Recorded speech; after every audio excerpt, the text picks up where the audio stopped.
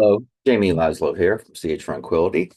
Um, so you may have seen some past videos from George LeMay and Pete Pardo where they talked about radio songs that, well, 10 they like and 10 they do not like. But the catch was you could not own these songs in your library. Well, that's easy for the songs you don't like, right? Because you don't like them, you're not going to buy them. But it was a little challenging to find 10 songs that I like that I don't own. Because normally I hear a song and go, I'm going to buy that. I buy it, throw it in the collection. So what I did here is I split it up into decades, kind of. I did three from the 70s, I did three from the 80s, three from the 90s, and then I did one from the 2000s on. So with no further ado, let me get into the songs that I dig, that I really like. I enjoy them when I hear them. I haven't listened to the radio in my car in 5 years, So, when I get in my wife's car these days and she has the radio on, it feels weird to hear commercials. I'm like, who in 2025 is sitting in their car putting up with 3, 4 minutes of commercials between their music when all you gotta do is, my goodness, I have maybe 30,000 songs in my phone. Just hit shuffle. No commercials. I didn't download any commercials. There's no MP3s of commercials on this. So I'm not sure. Maybe it's just laziness. It's just there. Turn it on and it's done. Don't have to fiddle with your phone. I guess that might be it. So, Black Betty by Ram Jam. Dig that song. Always dug it. When it comes on the radio, or whenever I hear it, when would I hear this song now that I don't listen to the radio? I don't know. But whenever I do hear it, hey, Black Betty, damn a damn, hey, Black Betty, or ram a damn, or whatever they said, whatever they sang, that's very fun. I dig it. Um, I don't know anything about Ram Jam. Never heard the full album. Never. How many albums do they have? Fuck if I know. Uh, but I like that one song. Now, do I want to like venture in to their discography? Eh, not really. Manfred Mann, blinded by the light, wrapped up like a deuce, not a douche, another loner in the night, or something like that. Cool song, written by Bruce Springsteen, right? I like Do Wah Diddy. I like, what was their other song in the 80s? Silent. Oh man, is it Silent Running? Was that it? Oh, or was that someone else? Whatever. They had a hit in the 80s too. I dig everything I've ever heard by this band on the radio, but don't own one CD, one album, nothing. Have I thought about getting into their music and checking out all their albums? For a second here and there, but I really don't think about it ever. Um, they're on the list. They're on the list, but they're way down on the list.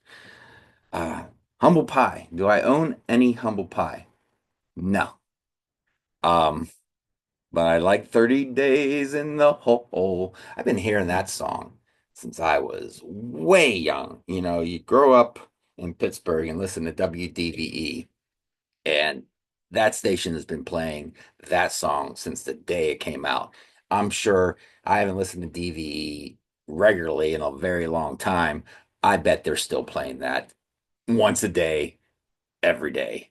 Once a song gets on DVE, it doesn't leave, man. They have their staples and they are stapled in firmly. So, but always like the song. Never even thought about buying a Humble Pie album. I don't think I'd like the full albums, to tell you the truth. Something just tells me I wouldn't dig them that much. Going into the 80s, uh, Leonard Cohen, Hallelujah. Beautiful song. There's a darkness to it, uh, and it's beautiful all at the same time. His voice is very like cool in that song. I don't own any of his CDs, you know. I have a feeling if I did buy some of their CDs, they'd start to get a little too. Tom Waits like for me, and I'm not a Tom Waits fan. I don't know. The dude was around forever, right? I think he had a few different styles, maybe through the 60s, 70s, and 80s. I don't know. You tell me, because I don't know a lot about the dude, but I like that song. Beautiful song. Probably played at funerals and stuff because it is beautiful, but dark and sad at the same time. But don't own it. One hit wonder from the 80s. Always dug the song, never gonna own one of their albums ever. Uh, God, I have like a American Bandstand box set of like the hits of the 70s and 80s and 60s. It might be on there, but that doesn't really count because it's not the band's album that I own, and that is I Ran So Far Away, where the guy plays the keyboard with one finger or two fingers, and the camera's going around in the video, and you can see the damn camera in the mirror as it spins. Flock of Seagulls. Cool song, right? I Ran So Far Away. I don't need any Flock of Seagulls albums in my life, though. That song is cool, though. This chick, never really got into this chick much. And that is Lita Ford. I met her like in 1991, maybe. I stood in a long line at Penn State main campus. She was at a guitar store or a music store and signing autographs, and we waited in line for about 45 minutes. And, she was really hot. She was surprisingly hot in person. I thought maybe in person she'd be a little bit more, I don't want to say skanky, but I thought she'd be up too done up or something. And she had a natural beauty about her. Kiss Me Deadly, not a bad song, fun song. I don't listen to it much. I don't hear it much, but you know what? I played it before this video and I was like, yeah, that's a cool song. I own this though. What is it? Silhouette. I bought this on cassette in 1990 when it came out. Why? Because Pat Benatar's drummer is on it, Myron Gombacher. He moved over to her band for I think just the one album. So, do I ever listen to it? When was the last time I listened to it? Oh my goodness, it's been eons, decades. Um, but it's weird how I knew how Pat Benatar's drummer was on this album without the internet in 1990. How did I know that? Where did I read it? How did I figure it out?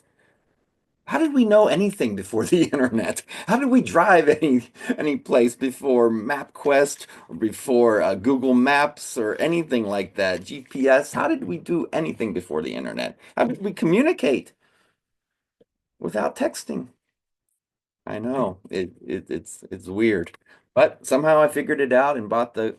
I was like, I ain't gonna buy the CD if I'm not putting 15.99 on that. I'll buy the cassette for like $8. That's what I got. Going into the 90s. Uh, these are songs that a lot of people are going to probably disagree with me, but that's okay. We're in the 90s and a lot of you guys don't like 90s music. Anyways, uh, what's up, Four Non Blondes?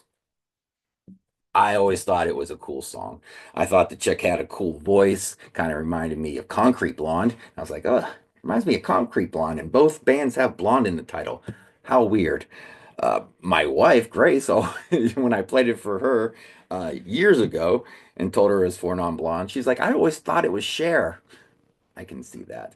A lot of people hate this song. This is like now a famous song that a lot of people put up there as one of the worst songs of all time, up there with We Built This City by Starship. By the way, I don't think that song is as bad as people say. We Built This City is not as awful as what people say. Um, and neither is this one. I dig this song. Never owned a CD though. Never felt the need.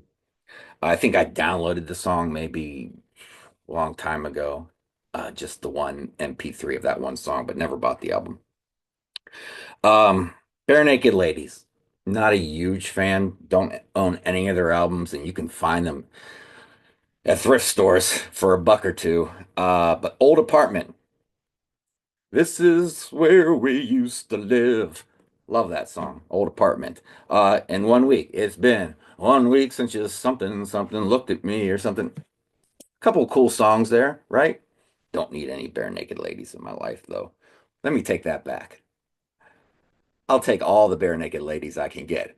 But when it comes to the band, I don't need the band in my life.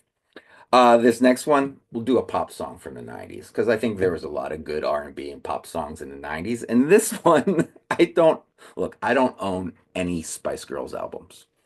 But tell me what you want, what you really, really want. Is not it's a that that's not my pick, but that's a pretty fun song.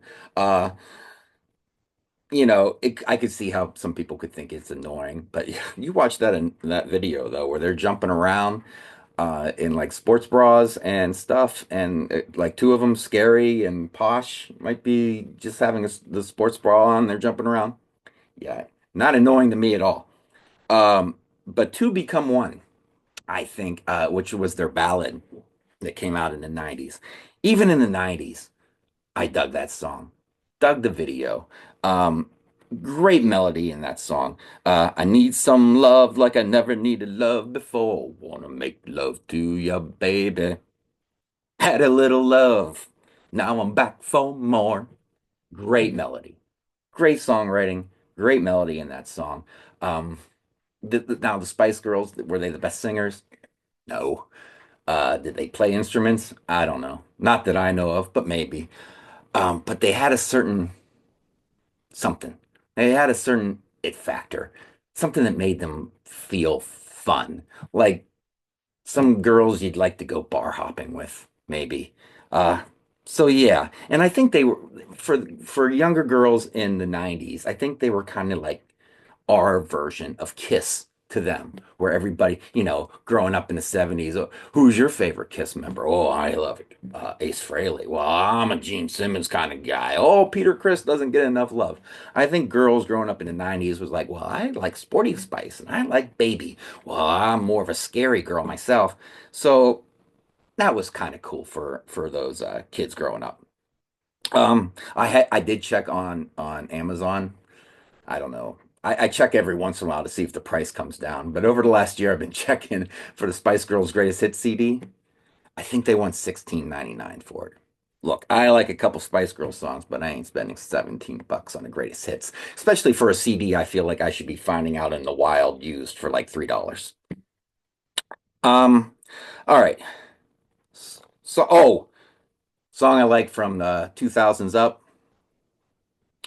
Uh, I think Adele has a couple okay songs. Uh, I only own one Adele album, and that was her last one. I think it was like, for some reason, it was like $7 when it first came out, and I was like, you know, I'll give it a shot. I think it's kind of pretentious. I'm not a big fan of it. However, Rolling in the Deep is a really good song, right? It's kind of like rocking in a way. It's got that cool rhythm to it.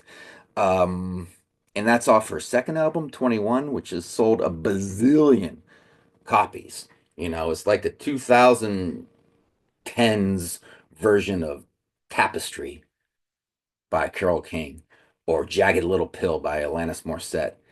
You know, I think 21 by Adele is that decade's version of those albums. So Rolling in the Deep, great song. Look, I heard it at the grocery store like a month or two ago, and I was in the mac and cheese aisle, shaking my ass while I was putting a box of mac and cheese in my buggy. So now we go to songs on the radio that I don't like. And do I even own any of these? No, I do not. So going into the 70s, Meatloaf, Paradise by the Dashboard Lights. I am not a Meatloaf guy. I never liked Meatloaf. I don't like any of his songs. I think all his songs are too dramatic, too over the top, and too long, especially Paradise by the Dashboard Lights. I've hated this song since the first time I heard it. When MTV used to play the video of the live version of them singing it, and it just goes on and on and on. And yeah, ha ha, funny, funny. I get the jokes. Now I'm praying for the end of time. Ha ha. I listen to that and I pray for the end of the song. Uh, Peter Frampton talking about long songs. Do you feel like we do? Oh my God, I have no room for that song in my life. I have no room for that album in my life. I've never heard the full album, but Show Me the Way, Baby, I Love Your Way, and Do You Feel Like We Do? If that represents the album, then I don't need the album. And they used to find it everywhere. Used to find that everywhere for $1, the double album on vinyl. Never even once thought about picking up for $1 because it ain't worth the space it takes in my collection. Bum, bow, bow, bow. All that shit just goes on and on and on. Oh my God. That when that came on the radio on DVE growing up, I was it was torturous to get through it. So I'd be changing the channel. Here's a short song that's about 3 minutes that feels like it lasts forever. Low Rider. Bum, bum, bum, bum, bum, bum, bum, bum, bum, bum, bum, bum, or however it goes. Yeah, it reminds you of like Cheech and Chong or some shit like that. And ha ha ho ho he he kind of funny. No, it's fucking annoying. And the 3 minutes feels like a good 6 minutes. So got and that's by War. I own no War. What Eric Burden was in that band, I believe. Um, Never wanted to buy any War. And I hate that song. Going into the 80s, I'm a reggae fan. I like a lot of reggae. I'm a Neil Diamond fan. I like a lot of Neil Diamond. Some Neil Diamond I love a lot. But put them together and it's not good. Red Red Wine, written by Neil Diamond, performed by reggae band UB40. Terrible song. Terrible, terrible. And look, UB40 is not look, they're a bunch of English white guys, right? Doing reggae, and it shows in their music. So they're incorporating some new wave elements into it, and it just comes off as weak sounding. Yeah, they got the one kind of song that's kind of fun, "Rat in the Kitchen." It's very repetitive, but it's stupid and it's not something I want to listen to a lot. But whenever it gets played in this house, because my wife's a big reggae fan. It's okay. But Red Red Wine, look, I don't even really like the Neil Diamond version all that much. I think he has, if I did a list of all the best Neil Diamond, I don't know if that was a hit, but popular songs, because the guy's got a lot of albums out and a lot of deep cuts. But if we just focused on his, fan favorites, call it fan favorite, Red Red Wine would be towards the bottom. Uh, Never gonna give you up, never gonna let you go, or however it goes by Rick Astley. Yeah, the whole Rick rolling thing, where you would click on a video thinking you're getting, I don't know, whatever news story or whatever new release by, oh, here's a new Metallica song that you didn't know was coming out. And you click it and you got Rick rolled because it's Rick Astley, the video to this song.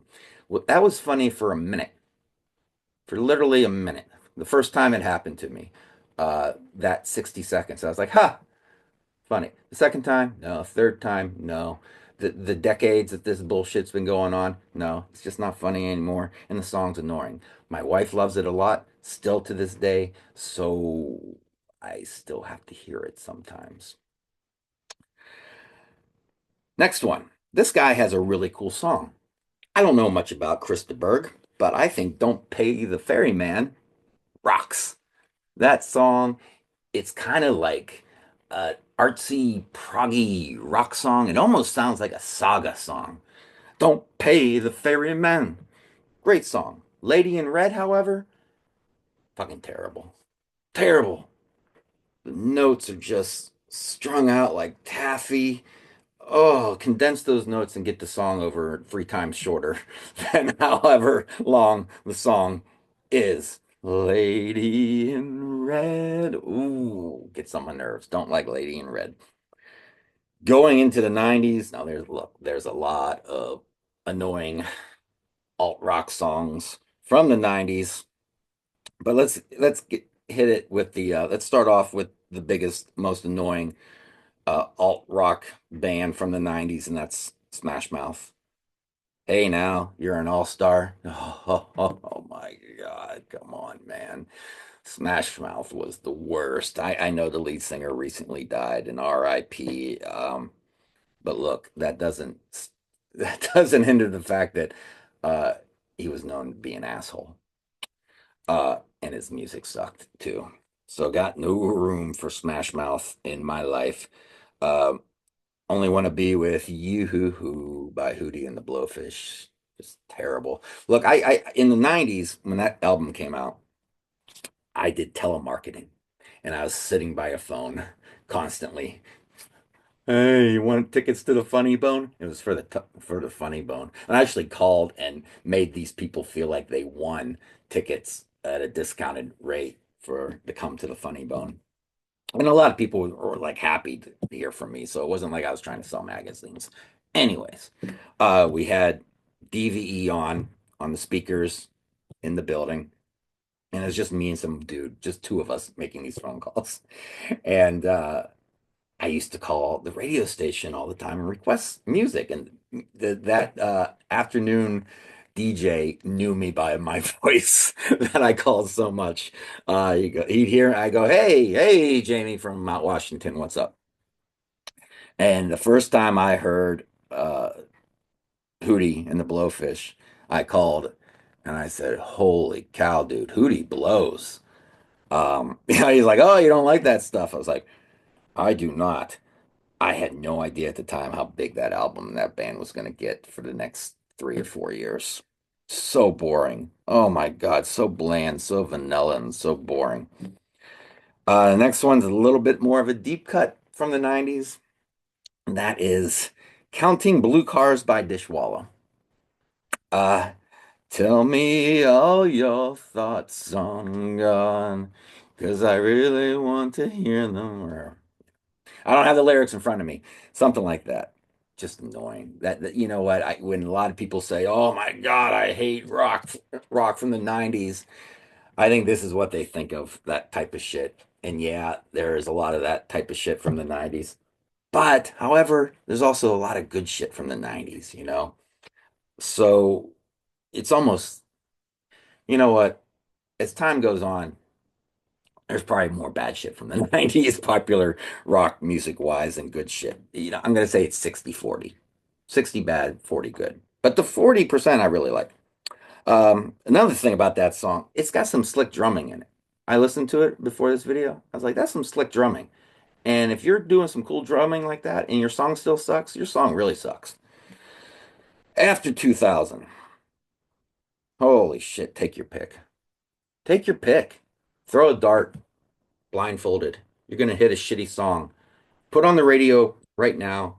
Uh, Put on a modern rock channel right now, not classic rock channel. Put on a modern rock channel. I know they're hard to come by these days. We got one here called The Blitz. Put that on right now. There's a shitty song playing. 90% chance the shitty song playing. Put on a modern pop channel, you know, that's playing today's hits. You got a 99.9% chance that a shitty song is playing. Country radio station, modern country. Put it on right now. You got a 99.999% chance that a shitty song is playing right now as I record this. So take your pick. I'm going to do three bands and just take your pick of the songs. Shinedown, they just symbolize everything wrong with modern popular hard rock, if you want to call it hard rock. Hate Shinedown. It's just so cookie cutter. Um, Speaking of cookie cutter, modern country, what symbolizes, what artist symbolizes everything that's bad or represents everything that's bad for me on country, modern country? Jason Aldean. I tried to find one song that really irritated me on YouTube.